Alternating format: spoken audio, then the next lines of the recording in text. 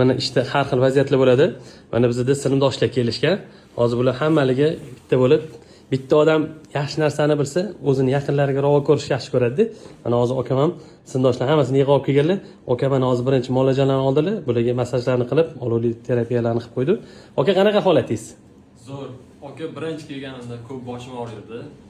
Undan keyin boshim og'rishi ancha qoldi.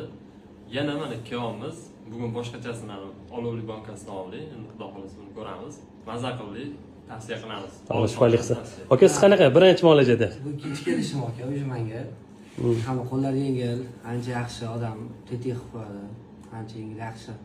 Birinchidan keyin uyqularingiz o'ziga joyiga keldimi? Ana o'zimga olib ko'rib yana keldim. Ana yaqinlarimizga ham maslahat qilib olib keldik. Aka, siz holatingiz qanaqa? Zo'r birinchi kelishim. Maza qildingizmi? Maza qildim. Ancha bo'shashtirdimi? Ha, maza qildim. Bugun uyquni ham joyiga keladi. Aka, siz qanaqasiz? Shular gapiga qo'shilaman. Alloh shifolik qilsin. Salomat bo'linglar. Xudo xolasa mana sinfdoshlar mana qadrdon bo'lsa, mana shunaqa bo'ladi-da. Faqat choyxonada ham ifoda Har sohada mana amaliy har doim birga. Kelaverasizlar, Hajjom Jalil xizmatdamiz. Salomat bo'lasizlar.